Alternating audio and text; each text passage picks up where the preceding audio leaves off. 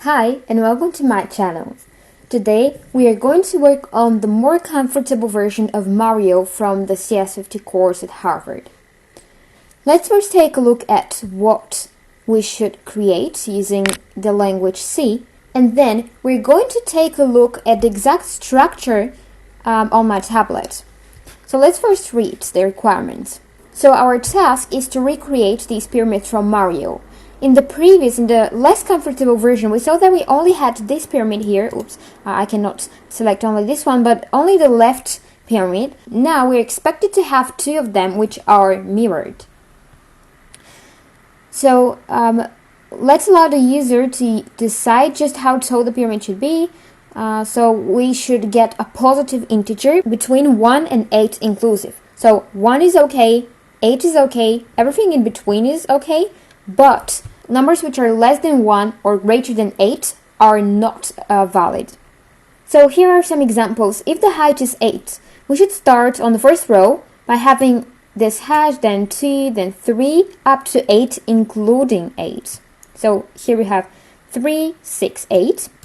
Then we need one kind of an empty colon to differentiate between the two pyramids. And then we need one more pyramid, which is created in the same way, but it's mirrored. Here's an example of a pyramid with a height of 4, then a 2, and a 1. We'll just have two hashes. And these are examples for invalid inputs. So -1, 0, 42, 50 are all invalid inputs. Of course, 4 is completely fine. So yes, they're just reminding us of the gap between the pyramids. Okay, so we are ready to go. So let me now open my tablet and help you establish a connection between the indices in the for loops we're going to use and the hashes and the number of spaces we need and so on.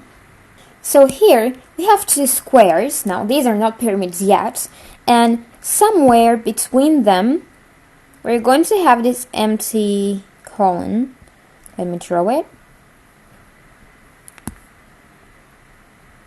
Like that. Now I'm using an example with 4, so we're going to recreate a pyramid with a height of 4. Of course, you can use any other example. So let's take a look at what we have. On the first row, so row is 1. Let's see what we've got. By the way, we usually start counting from 0 in programming, but since you're beginners, I believe it's going to be easier for you to understand my approach when I start with 1. So we are on the first row, and let's take a look at how many hashes we need. So we only need one hash in the left part of the pyramid, and the hash is in the end. So we have 3 spaces before that, and then one hash. So I'm just going to color this in black. So we have 3 spaces, so 3 white squares, and one hash in the end of the left part of the left pyramid, which is currently in black. Then, of course, we have one more space. This is the gap here. And on the right side, let's take a look at the second pyramid. We have one hash again, but this time the hash is not on the right, but on the left instead, because this is a mirrored version of our first pyramid. So I can color the first square in black. This is going to be our hash, and the other 3 should be white or just spaces. Let's take a look at row number 2. So row is equal to 2. Let's analyze the left pyramid. We have 2 hashes, and they're again in the right half of the pyramid. So we have these 2 squares filled in, and the other 2 should be empty, right? Because these are spaces. Then, of course, we have again one space between the 2 pyramids. And in the right pyramid, we have 2 hashes again, but on the left. We already noticed this pattern, so 1 hash, 2 hashes, like that. Or 2 colored squares.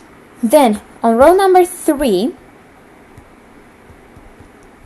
we have 3 hashes in the left pyramid, again in the right part, like that, and 1 empty square, so 1 space here. Then after the first pyramid, we have 1 empty square or 1 space to be able to distinguish the pyramids. And then on the right pyramid, we have 3 hashes on the left. So 1, starting from the left, of course, 1, 2, 3, like that. And of course, 1 space at the end. And on row 4, so row equals 4, we are going to have 4 colored squares. So 1, 2, 3, 4, like that. Then we have 1 space between the 2 pyramids, and then 4 squares on the right pyramid, like that. So there are no spaces on the 4th row. So we can already notice a kind of a pattern here. If the row is 1, we can notice that we have one filled-in square in both of the pyramids. If the row is 2, we have 2 filled-in squares in both of the pyramids, or 2 hashes. If the row is 3, we have 3 hashes, etc. Now let's take a look at the number of spaces for each of the rows. So for this purpose, we're going to use the width and height of the pyramid as well, which are the width and the height of the squares we are using are equal. So for row 1, we have 1 filled-in square and 3 empty. So 1 plus 3 is 4, because that's the full width. Out of the entire width, which is 4 squares, we have 1 filled in, so 1 hash and 3 spaces. So 1 hash plus 3 spaces equals 4. And the same goes for the second pyramid. It's just mirrored. On the second row, we have row equals 2, and we have 2 filled-in squares and 2 empty squares. So 2 hashes plus 2 spaces equals 4, because we always want to have the final width of the pyramid, or the square that we are using to recreate the pyramids. On row number 3, we have 3 hashes plus 1 space equals 4, and on the last row we have 4 hashes plus 0 spaces. We don't want any spaces, equals 4. Of course, this is only valid for the pyramids. We're not taking into account these spaces here. I'm just analyzing the pyramids we're creating.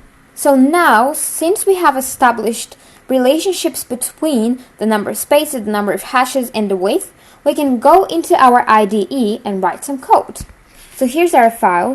Let's quickly include the libraries we're going to need. So first, of course, we need to include standards.io.h, and h.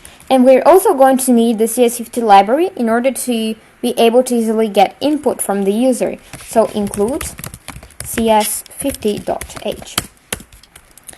Of course, let's create our main function. So ins main void. I'm not explaining that because it was explained on a lecture. So that's going to be our main function. And now the first part of the solution is absolutely the same as the previous time. We just need to get the user's input, and we need to make sure that it's a valid number. So I'm going to write that, but not explain it in detail. If you want a deeper explanation, you can go back to my easier version of Mario so that you can see the solution. I'm going to first declare a variable, which is going to be called height, because we want to take the height of the pyramid, so it's not going to have value in the beginning. And then I'm going to use a do while loop in order to get some user input. So do the following thing while. So what's the condition? So we want to take the user input while the height is less than 1 or it's greater than 8. Let me go back to the website to show you. So we want to prompt the user for a number between 1 and 8. But if it's less than 1 or greater than 8, we want to re-ask the user for input. That's why I'm writing this. Okay, so do this. We want to set a value of the height variable. So height equals get int. That comes from the CS50 library. Get int, and now we can write a prompt. So enter or just height. Okay, the user is going to understand what we expect from him. So Ask for the height until you get a valid number, but if it's invalid, ask again and again and again. And I'm just going to come here and say printf %i, because this is an integer, and then a new line, and the height. A semicolon in the end. And now let's come here and say make Mario to compile the file. And then I'm going to run it to make sure that everything's fine. So I'm going to say height 5, and we received the same number. So we already have the height of the pyramid, and now we can actually start recreating it. So we're going to start with for loop for int I equals 1. We start at 1, while I is less than or equal to the height I plus plus. Why am I putting this condition here? Well, because the height and the width are the same. So if I want a height of 4, the width is going to be 4 as well. So I want to start from I and go to the end of the width. So go up to 4. Let's go back to what we discovered about the relationship between these. What is the space count equal to? Well, it's equal to the height or the width. It doesn't really matter because they're the same. Minus the current index, right? If we're on the first row, we're going to have, I can come here and say int hash count equals I, because they're equal. If we are on the first row, we want 1 hash. If we are on the second one, we want 2 hashes, etc.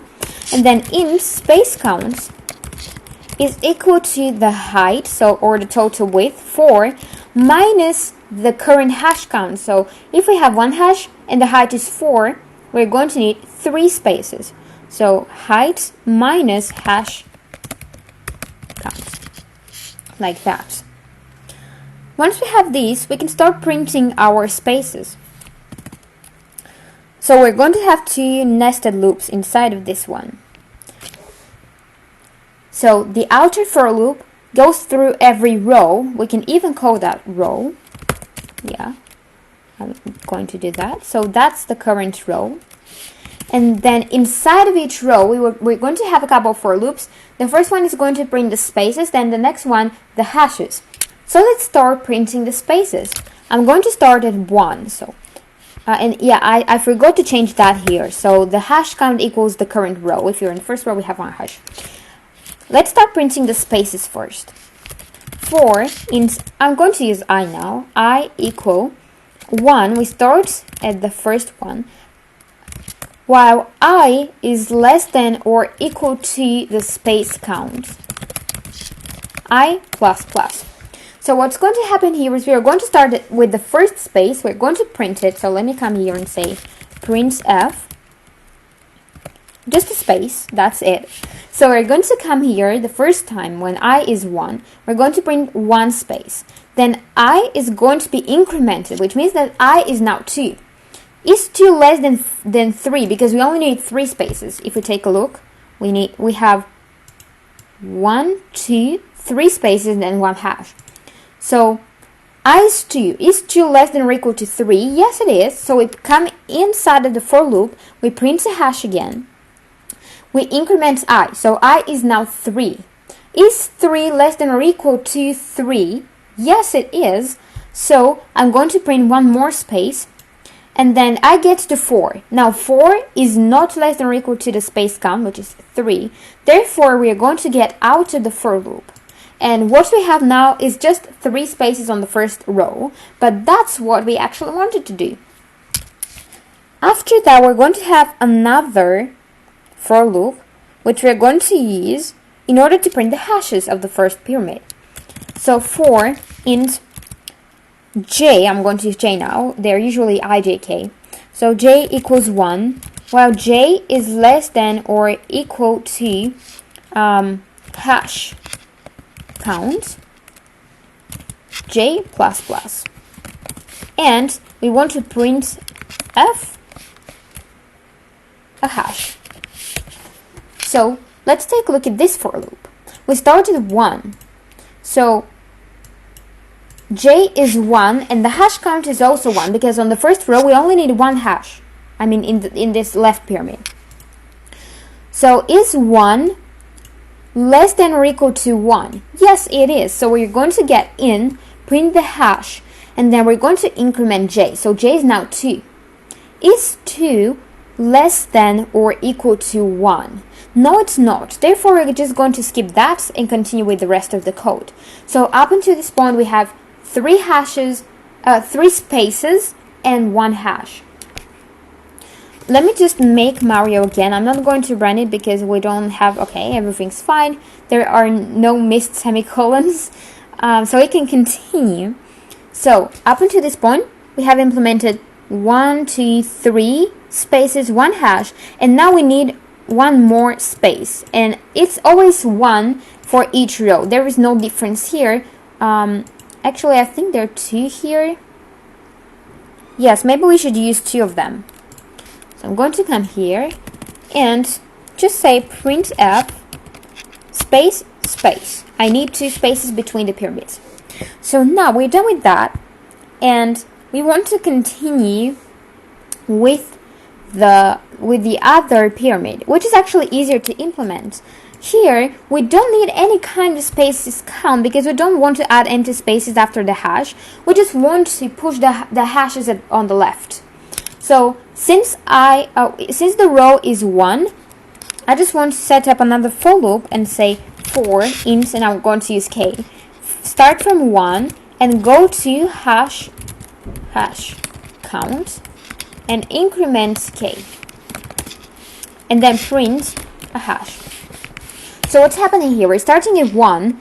Now what's the hash count if we are on the first row? It's 1 because we only want to print 1 hash per pyramid. And I'm saying is 1 less than or equal to 1? Yes, it is. So I get in, I print a hash, then I increment k. That always happens after you execute the entire body of the for loop, and then k is incremented. It's now 2.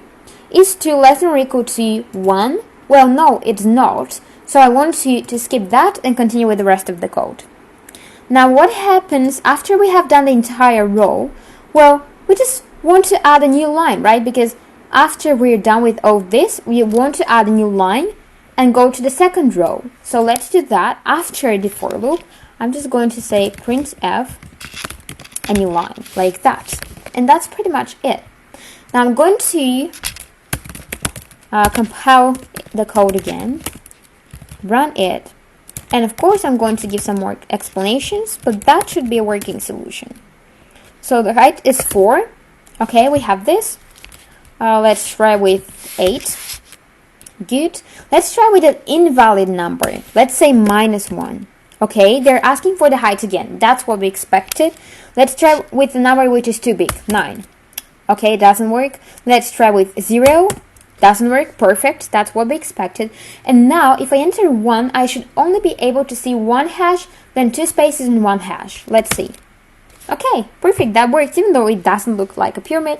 But when the height is 1, that's pretty normal. Let's try with 2.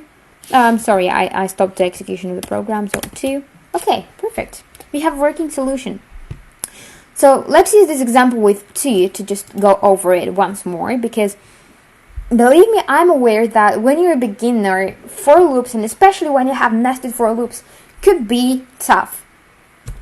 I understand, and please don't feel pressured when you don't understand something. Feel free to go back to the previous part of the video or to the easier version of Mario to get a better understanding. So I'm not going to explain the do while loop. We're just asking the user for inputs. I have explained it in the other video. Let's take a look at the for loops. That's what our focus is on. So we start at row 1. This is our first row. Maybe I should bring this up a bit. No, actually, that's fine. So we're on the first row. The height is 2 because we have a pyramid of 2. So the row is 1, and we go in this for loop. Now, how many hashes do we need? We need the same number of hashes as the current row. So if we're on row 1, we only want 1 hash per pyramid, right? And also we need 1 space. Why? Because the total width is 2. 2 minus 1, because we have 1 hash, is 1. So 1 space and 1 hash, in total 2. we start printing the spaces first. So we start with 1, we print 1 space, and that's pretty much enough because we only need 1. We go out to this for loop, and then we start with the hashes. So we print 1 hash, and since we don't need any more, hash count is 1. We go out of this for loop, and we print 2 hashes. Now this is just for distinguishing the 2 pyramids, and it's always the same number of hashes. There are 2 of spaces. There are 2 spaces. So we are done with the first pyramid and with the spaces between the pyramids. Now it's time to go on to the right pyramid. We started 1 again, and then we print 1 hash because that's all we need. We are on the first row and we only need 1 hash. So we print it. Then this condition is evaluated to false because k is now 2 and 2 is not less than or equal to 1. So we get out of this for loop, and we're pretty much done with the entire row. We have printed everything we need, and we add a new line. So \n is just a new line. So we go on to the second row. We go up there onto the outer loop. We increment row because we're now on row 2. And we get in again. So how many hashes do we have? They're the same number as the row. Row 2, therefore hashes count 2. So what's going to be the value of space count? Well, the entire width is 2, and I already have 2 hashes, so I don't need any spaces inside of my pyramids. So we start at 1, but since 1 is not less than or equal to 0, because we don't need space count is 0, since it's not less than or equal to 0, we're just going to skip this for loop. We're not going to execute it at all. So we go on to the second one. Now how many hashes do we need? We have hash count equals 2. So we start at 1, we print 1 hash, then hash count is incremented to 2. We print the second hash, and we're done with our left pyramid. We have 2 hashes. Now we need 2 spaces to distinguish the pyramids. So we print the 2 spaces, and we go on to the last for loop. So again, we start from 1 and we print 2 hashes in total. So 1 the first time, then we increment k, we print it the second time, then we get out of the for loop, we print a new line in case we have any more rows, but in this case we don't. And that's the entire solution of the problem. Let me now run style50 and check50. So for style50, like that. Okay, it looks good. We can add comments. I'm not going to do that, but it's even recommended for you to do it. Not submit 50, sorry, I have already submitted it, but check 50. Okay, perfect. And now I can see that. Let me just bring that to the top of it. So all of our tests have passed, which means that our program works correctly. That was everything for this tutorial. I hope it was helpful. If you have any questions, you can ask me in my Discord server. The link is in the description, so I would be glad to help you solve any kind of CS50 or even non-CS50 related problems. That was everything for today, and I'm going to see you in the next tutorial.